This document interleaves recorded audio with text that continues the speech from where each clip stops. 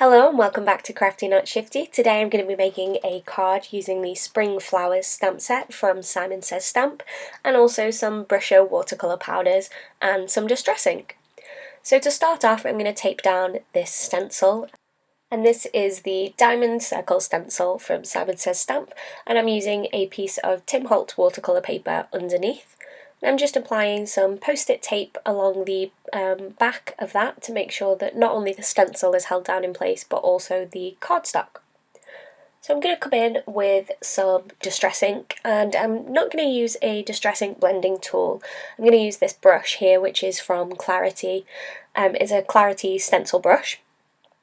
And I'm using Spice Marmalade across the bottom here. Now the stencil brush is dry at the moment, so the colour's going on quite light. And then I rinsed the brush in between colours when I added the mustard seed, and went back to that Spice Marmalade just to darken that up a little bit more once the brush was wet. I then finished that off with some squeezed lemonade to give a bit of a colour gradient. And please excuse my voiceover this week. I've got a horrible cold at the moment and I'm sure you can hear that in my voice. So that is the stenciling done. I'm now going to bring in the stamp set.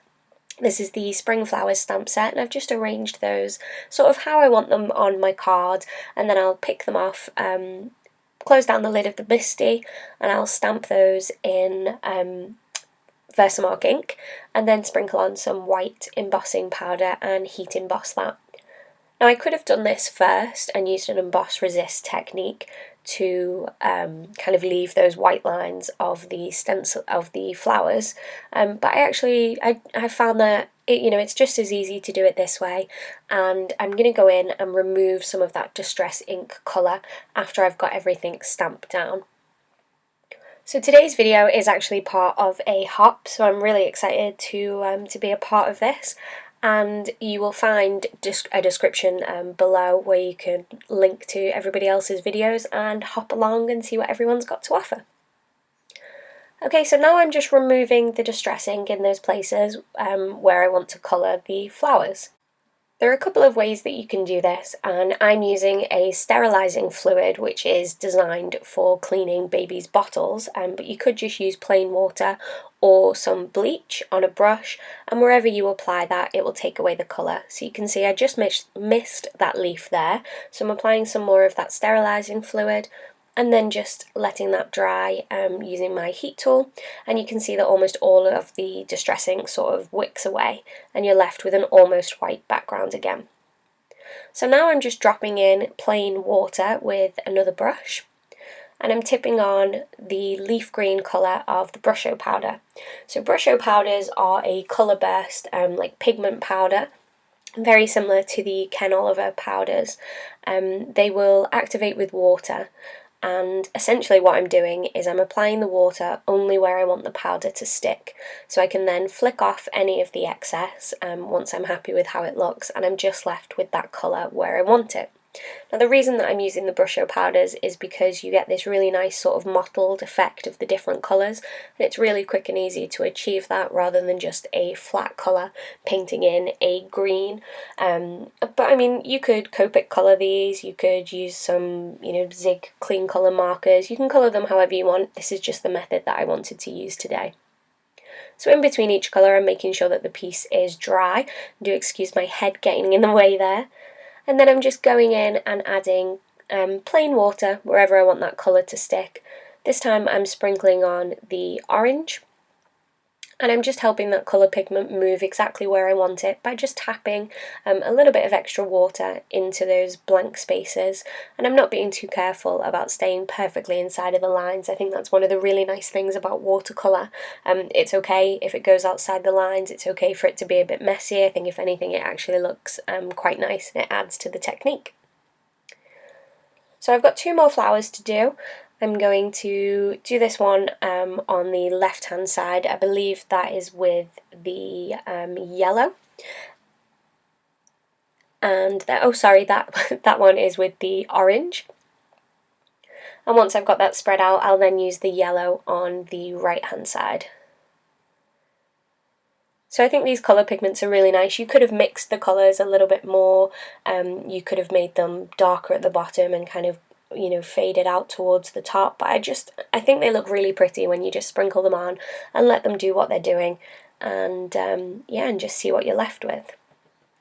So as I mentioned just before, this video is part of a video hop, and I will have all of the instructions in the description section below as to who you can go and find next and hop along. And essentially what you can do is click on each name at the top of the list in each person's description, and eventually you'll find that you've gone sort of full circle around all of the videos, and you will have seen all the different types of art projects and cards and craftiness that everybody's sharing. So I've got this stamp set from Hero Art, and I'm going to stamp out the Thinking of You onto a piece of black cardstock, and I'm going to white heat emboss this. And before I do that, I'm just prepping the cardstock with my powder tool. And any of that powder that's left behind on the black cardstock can just be brushed away after I've heat set the white powder. So that is always, I don't know, it's something I didn't really know how to deal with, kind of that sort of ghosting that you get on the black cardstock. But if you just wipe it with a mostly dry baby wipe, all of that powder comes off really easily. So I'm just trimming this down and into a small banner. And I'm going to place that across the card, sort of in the bottom third there. I'm going to apply some black soot distress ink all the way around the edge of my distress ink and watercolour panel. I think this is just a nice way to make the piece sort of pop off the card base, and also to tie in with that black sentiment strip. I'm just making sure to use a scrap piece of paper there to keep my fingers sort of away from any of that cardstock. You really don't want to get any kind of messy, inky fingerprints on your card base at this point when you're so close to the card being finished. But I guess if you did and it was distress ink, you could try and clean that up with some of the sterilising fluid like I did earlier.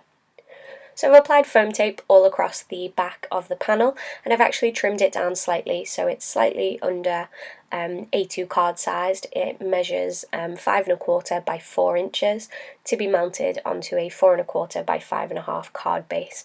I'm just making sure that's lined up and pressing that in place, and then I'm going to add the sentiment strip, which is also popped up on foam tape.